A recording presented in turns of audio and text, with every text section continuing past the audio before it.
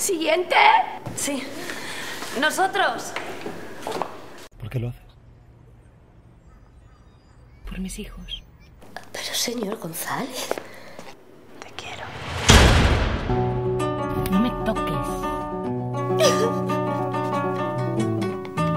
Para darle la sorpresa. ¿Te quieres callar, imbécil?